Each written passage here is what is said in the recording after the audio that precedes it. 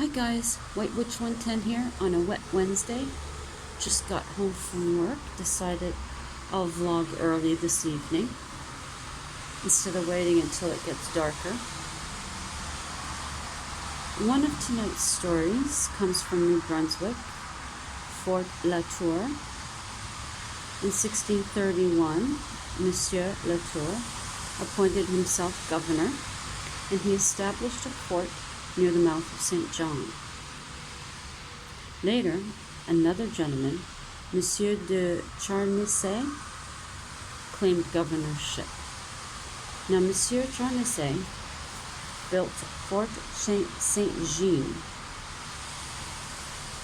He met his untimely death while canoeing off the coast. Now, locals have reported a woman in old-fashioned clothing, a gray gown, strolling the bay. They believe this to be Madame La Tour, as she died of a broken heart, while others speculate she was poisoned. Also, several pine coffins were uncovered while excavation was happening many years later, and historians knew nothing about the graveyard. The next one is from Nova Scotia. It is the Garrison House Inn. It was built in 1854 and was originally called Temperance Hotel. It is a 3-story mansion. In 1920, a wealthy doctor purchased the inn and turned it into a home for his family and his practice. In 1971, it was turned back into an inn. Reports from one guest, there was a little girl named Emily who visited her room. And this spirit makes herself known on foggy summer nights, and only to women. She's an endearing soul. Our next one from Nova Scotia is in regards to the bridge over Halifax Harbor. Angus MacDonald Bridge was a politician at the time, and the bridge was named after him, but it was said to be cursed. Over 200 years, 3 bridges have been constructed on the site. The first was a footbridge that fell during a winter storm, even though it was strongly made.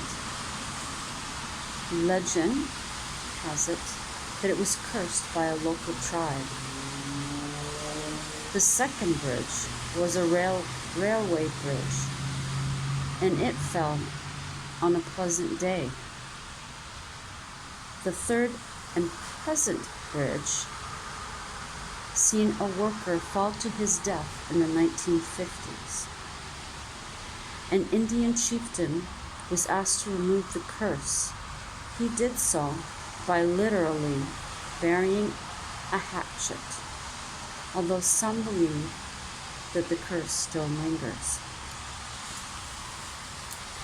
One from Alberta is the Empress Theatre. J.S. Lambert began construction on the famous Players chain in 1910. In 1937, he sold it to Daniel Boyle, who made significant renovations to the property. The ghostly legends began in the 1950s. A janitor died under mysterious circumstances, and locals claim to smell his cigar smoke in the theater, and reports of a hairy-armed man in a bathroom mirror. When you turn, he's gone. In 1982, Fort Macleod Provincial Historic Area Society took over the building. That's a mouthful. Encounters continued through their renovations. In the 1990s, a staff member first experienced a ghostly apparition. While taking inventory at a concession stand, she heard footsteps coming up the stairs, and they continued until they stopped right by her side. The air changed, and the member walked directly out the front doors. She had heard someone whistling on another occasion. The next profound experience happened in the balcony. The seats were the type that were not spring-loaded, so they would have to be put up after everyone had left the cinema. Now on doing this, she'd finished one row and had gone up to do this on the next one. And one by one, at a fast pace, the row below, the seats fell down as if being pushed by someone. Now to continue the story from last night, we had the women, let's see, where was it? The women had seen a pen light. Where is my, thank you. I think Spirit is messing with my phone. Okay, yes, we had the women at the farm sitting on the bench, and they had seen a pen light across the street in the tree line flashing like it was in code, and they knew they weren't alone. Now we'll flip. Where'd it go? It's hard to see here. Okay, here it is.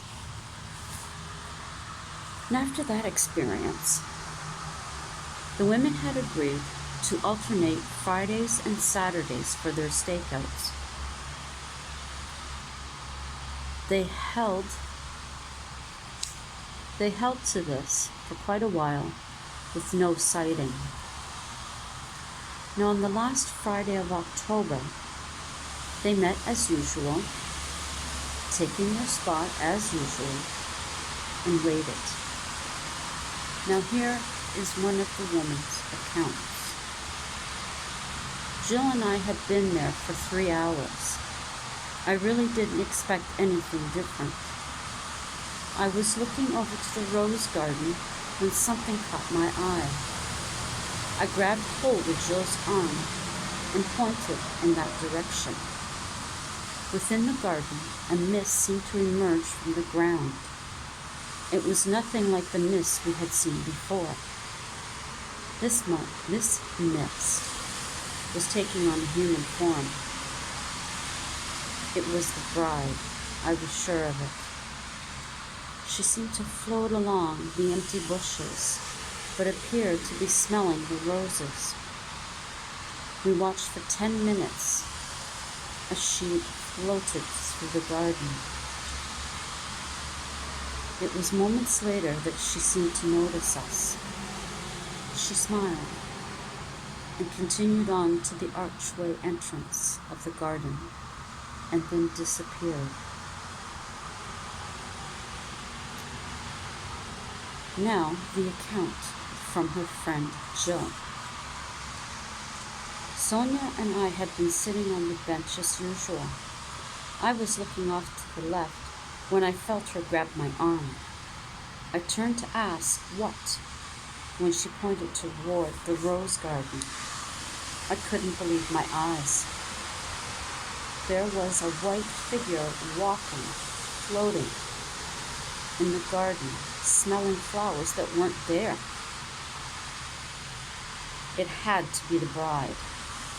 At first, I don't think she'd seen us, but then she turned in our direction.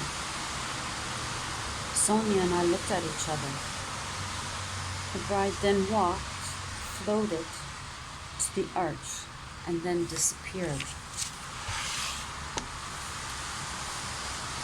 Now, since that day, the women have returned numerous times and have not seen her.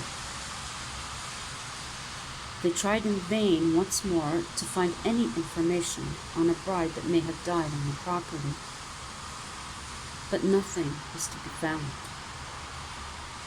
And to this day, the phantom bride on the farm in the rose garden and among the large canopy of trees remains a mystery.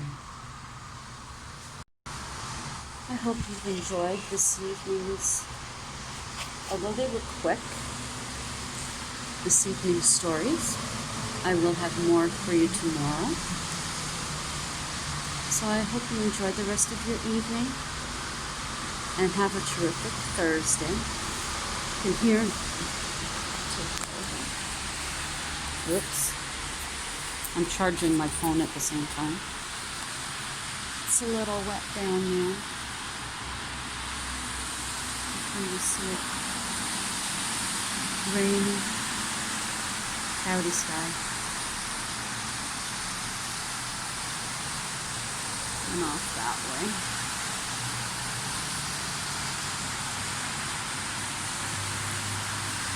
So that is all for tonight, my friends.